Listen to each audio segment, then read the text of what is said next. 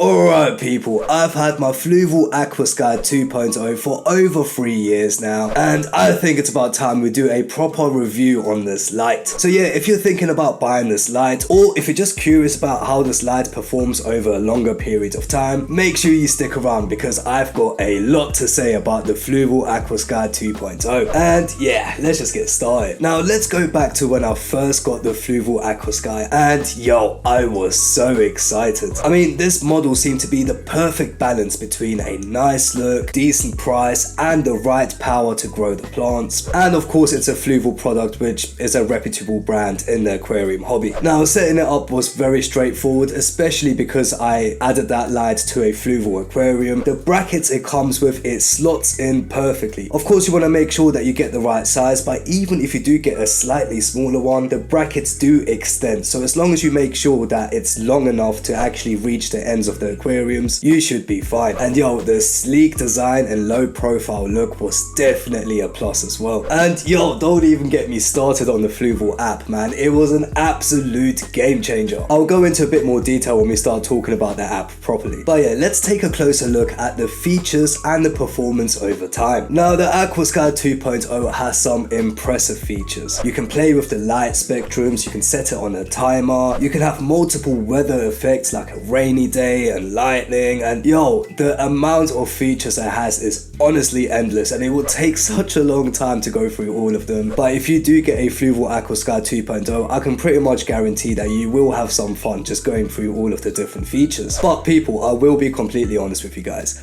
All of these different features, although they are really fun to play with at the start, there is a very good chance you're unlikely to use all of these features on a daily basis. I mean, the only ones that I really used was the adjustments of the color spectrum, so I do play around to try and find the right balance in regards of algae and everything, and of course the schedule. Every day my lights turn on at a certain time and then they turn off again. And yeah, if I'm being completely honest, those are the only two features I actually really use. Everything else is more for like when I have company, for example. If someone comes round and I'm showing them my aquarium, then I may show them the different features and that. Or let's say I'm chilling with a girl and I want to kind of create a nice mood in the room, then I might change the light in my aquarium to like a purple or a red. There are very few specific scenarios where you may use all of these separate features, but realistically, if I'm being completely honest, the main ones that you're going to be using is the scheduled timer and of course the light spectrum of how strong you make each light. Everything else are just features to brag about, really. But yeah, in regards of the light spectrums, people, I'm going to be completely honest, I have played around so much with how much blue light and red light and all of that, but if I'm being completely honest, I still haven't quite found the right balance. I mean, when I take certain lights down, it helps with the algae, but then other plants start dying off. Then when I increase those numbers again, then the plants start coming back, but then we start getting algae growth. And the thing is, you can't just try out one spectrum and then leave it for a day.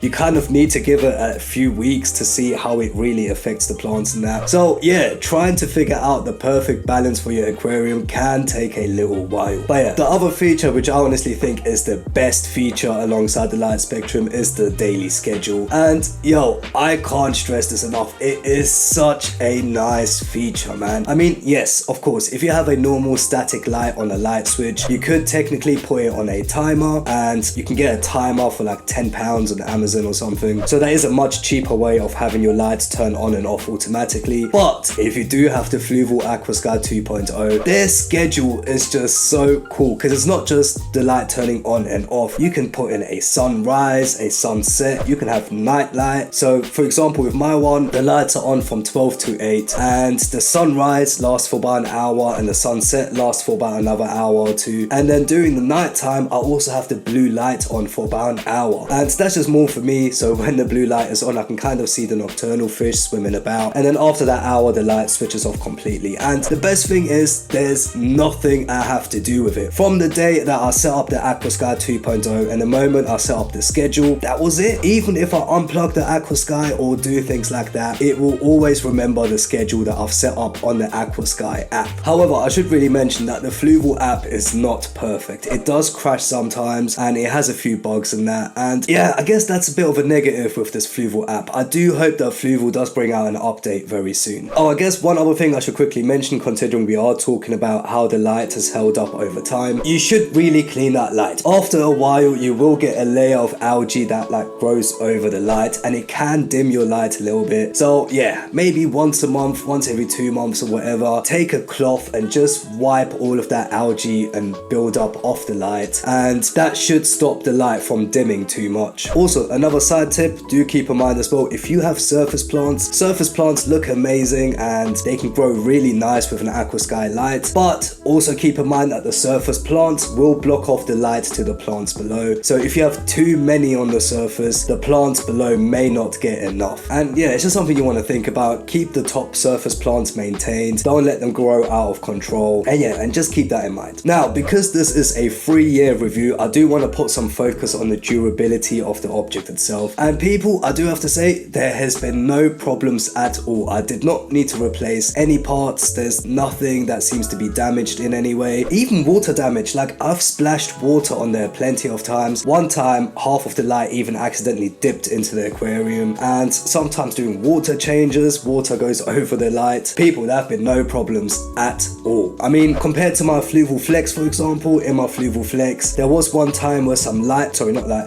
water went into the sensor and it kind of messed up the light, and I had to completely change the light for my Fluval Flex. So I know that sometimes lights can definitely mess up. But yeah, with the Aquasky 2.0, I haven't had to do anything really. Like I said, from the moment I set it up to now, I haven't really done anything. There's no parts I needed to replace or anything like that, and it's been on the same schedule it's always been on. The only time I ever do take it off is for when I wipe the actual light to get rid of all the algae buildup. So yeah, even though you could argue that the Fluval Aquasky is a little bit pricey, honestly, for me personally, in my humble opinion, it is so worth it. Alright, now let's talk a little bit about the value for money. Considering the initial cost of the Aquasky 2.0, in my opinion, it was a solid investment. I mean, I've had 3 years of reliable use with this light, and honestly, it does not look like I'm gonna need to replace this light anytime soon. It still works perfectly fine, and all of my plants are looking amazing. And yeah, considering that it's still doing good after such a long time, it really shows its value. I mean, let's say for example you decided to go for a cheaper option, and let's say you go for some kind of off-brand £50 light. That light might work, but that light might work for a year before it starts breaking down. And you know, let's say you have to replace that light 2 more times, you've already spent about £150 on replacing that same light 3 times, where you could have just spent that money on the Fluval Aquasky 2.0 one time and